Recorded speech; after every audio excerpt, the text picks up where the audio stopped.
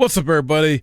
Mike here, and oh my god, did we just get a bunch of huge new reveals and updates for Final Fantasy VII Rebirth within the last day or so.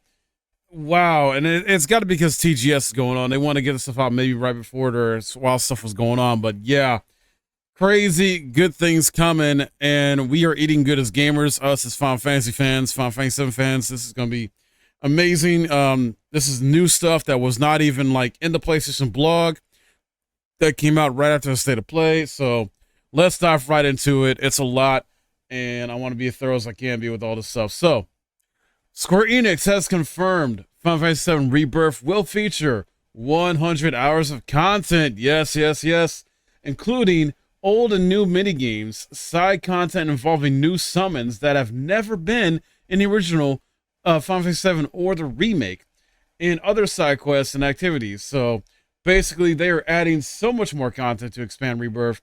They're also confirming the end of Rebirth will be at the Forgotten Capital, which is the, same ending on the original Disc 1 of the OG game. And it's interesting, too, because I thought they were going to go somewhere else with this, possibly, end it where Tifa and Barrett are captured, about to be executed, that type of thing. Meteor's on its way. I thought they possibly could have gone that route, but I get why they're doing this, though. I get it. And order of certain events of the storyline may differ from the original, but they already technically confirmed that already. Of the overall, Rebirth will tell the story to the Forgotten Capital sequence and, follow the original story, basically. But there's definitely going to be some stuff that's going to be, done differently. Things are going to happen slightly different, and you'll go to certain places, earlier in the game as far as in the original. Like some places you may not go to until later as well that were in the original. So just have to wait and see how they're going to essentially remix this in a sense, expand upon this. And the fact that they're adding so much content speaks volumes, because look what they did with the remake. They took a 4 to 6 hour section of the beginning of the game and made it into a 40-hour game. These devs are incredible. Then there are exploration moments that now include a new scaling button where you can climb up walls, and parts of the walls you can climb are painted yellow, which is very Horizon-like and lets you know that it's scalable, basically. So that's very cool. I believe one of the devs is very much influenced by Horizon. He likes that game series, so I'm expecting we're going to see more elements of Horizon stuff in this game. There's new puzzles and dungeons as well. All characters have a dodge mechanic now that you don't need materia for to use like FF7 Remake. For those that don't know, there was essentially a dodge materia in that game you had to use or get to put on characters for them to dodge effectively, and now that's gone. That's gone. So this is awesome. It makes sense to have this in this game. I feel like characters should have already had that. That shouldn't have not necessarily been a materia, but it is what it is. We're getting it now in Rebirth, and so all the characters will have a dodge mechanic to effectively dodge damage from enemies. Zack is playable. Yes, this was also confirmed. There will be a new episode with Zack. Not sure how long it's going to be, but this is going to be in the main game. This is not going to be DLC, and it will contain even more of him than the remake. So that's incredible right there on its own. I was honestly hoping that Zack would be playable in some way, because of the timelines merging. This makes a lot of sense. Or maybe not they're merging yet, but I feel like they're going to merge at some point. Essentially, there's two timelines going on, so we need to spend more time hands-on with Zack. Maybe the next trailer we get at Game Awards is gonna, feature some Zack gameplay, maybe show off some Sid gameplay. I don't know, but that's not all, because Sephiroth is also playable in the flashback. And for anyone who does not know what I'm talking about, there is a playable Nibelheim flashback portion in the original Final Fantasy VII where Sephiroth is just an NPC in your party with Cloud. But now in Rebirth, he is playable with that same flashback portion being expanded upon. And what I'm hoping is the beginning of Rebirth opens up with this, flashback, maybe something like, I don't know, Metal Gear Solid 5, with like rain coming down. Cloud and Sephiroth are in this back of the truck heading to their mission, because in the flashback it's supposed to be in Cloud's mind, his first mission as a soldier, and he's doing it with Sephiroth. Another thing too, Sephiroth, he's no longer a one-strike man, but still boasts some spectacular takedown skills and constantly catches the eye. Alongside some stylish and unique abilities he's able to deploy during fights, he can also team up with Cloud to execute one of the Rebirth's flashy new features, synergy moves. More on synergy moves later, though. But yeah, so this is not no like simple version of Sephiroth. Like, this is gonna be, a powered up Sephiroth, potentially at his peak. But then again, I feel like he's more stronger later on in the future, like in the present day of what's going on. So maybe it's not his peak, but yeah, you're gonna be able to utilize Sephiroth with a full scale of like abilities and moves for him. You are gonna feel OP with him, essentially, from what I've been checking out, researching, and seeing in some hands-on previews from like IGN, GameSpot, etc. So yeah, this is this is gonna be amazing. I honestly was hoping he was playable, much like Zach. So I'm glad we got the confirmation of that, and that's fine. All he needs to be playable for is this flashback and this slice of it, and hopefully it's a good chunk. Like, hopefully it's maybe a good, like, I don't know, 20 minutes to maybe an hour at most. Not like too long, but not too short.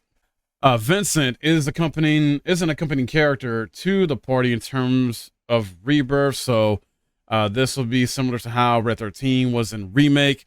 I kind of had a feeling when they, did the trailer, it didn't seem like Vincent was going to be playable based on what was shown in the trailer and some other reports I was reading about. So it makes sense. I mean, they did confirm that they were going to be more playable characters in this one. They confirmed that Red 13 is playable. They might have already confirmed that Yuffie is playable as well. And then I'm not sure about Kate Sif yet, but Kate Sif looks like he's playable as well. So it makes sense to add a few more playable characters. Save Vincent, save Sid for part 3, because this is a trilogy. They want to give you a reason to get the trilogy. They want to have all these games feel different too with all these characters. Yes, you're going to have the, original party members from the first game, but you get a few more members here trickled in each game. It makes sense to do that. I get why, I know it's going to upset some people, but that's just what it is with this. Chocobo's role in Rebirth is world exploration. So yeah, let's talk about Chocobos here. Climb cliffs and reach new areas. That's what you use Chocobos for mainly in this game. There's no Chocobo breeding, sadly. I know. A lot of us were looking forward to that. That might be in the third game. They might be saving that. We don't know yet. However, each of them has their own unique name, and they are able to enter the Gold Saucer races. There's also equipment that is specifically designed for Chocobos to equip that will enhance their stats, and it will affect their performance in Chocobo races. So that's fantastic right there. If you're into, big into Chocobo races, I never got too big into it in the OG. I essentially just did it as part of I think it was maybe on the PS4. I think it was part of a trophy or something like that. And just, progress through the story. But yeah, I'm excited about this. Chocobo racing has been expanded. There are several racetracks that are available and just within the Chocobo racing contest. There's many varied courses that one could challenge. So us as players could spend many hours just on Chocobo races alone. That's incredible. I think I'm gonna actually dive more into this, when the game comes out and spend some time. I know I did with Fort Condor. That was a great mini game. They're expanding mini games in this one to possibly have the most mini games in any Final Fantasy game. The devs also wanted to clarify, about Cloud riding a Segway is for when he and the party are in Costa del Sol to get around town, basically. So that's why you see him in a Segway, or maybe you see other characters in Segways. He's just have to get around town there. Not sure. They didn't clarify if that's just any other places. I think it's just for Costa del Sol. So let's wait and see. Now, getting into the synergy moves I was mentioning earlier, Rebirth introduces a new synergy system that lets you unleash multi-character combo attacks.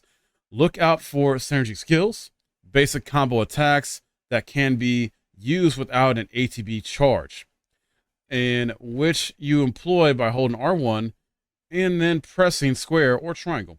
These attacks add an additional way to vary your basic damage output.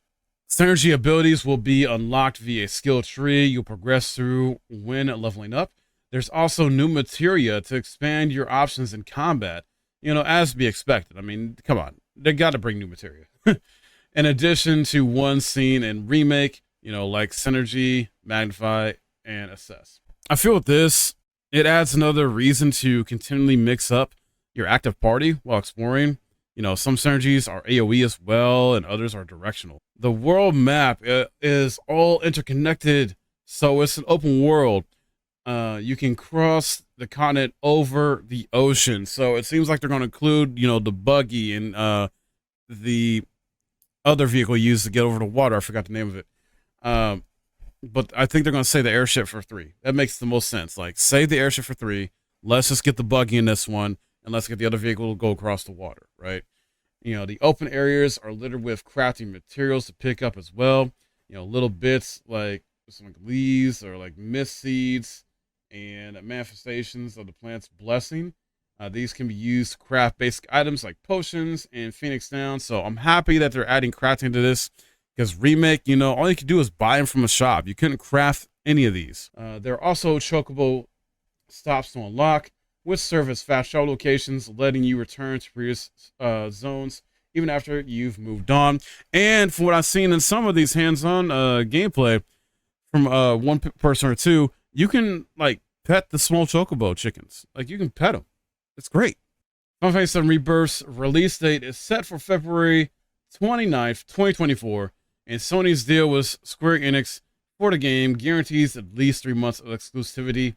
So, yeah, that's interesting to note too, because of how recently Square Enix has got a new deal with Xbox. They're trying to bring Final Fantasy 14 to Xbox and, essentially make that crossplay, I believe, as well.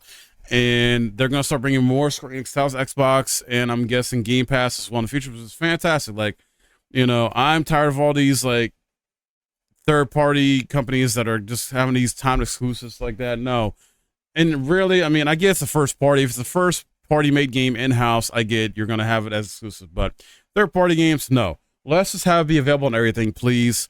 So we as gamers can play on whatever we want as far as when it comes to systems, consoles, like that.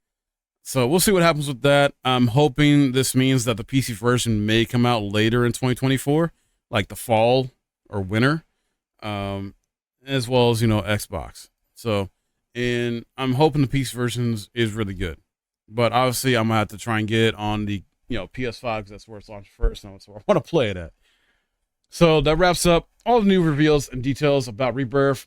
And I'm just super excited about this game even more. I imagine, we may not get another trailer until Game Awards, like I mentioned before. And most likely, that's going to show off the collector's edition. But also, hopefully, we get to see Sid and other characters. I appreciate all of you taking the time to watch this and hope this was helpful. Please hit the thumbs up. And thanks for watching. My name is Mike, and I'll see you next time.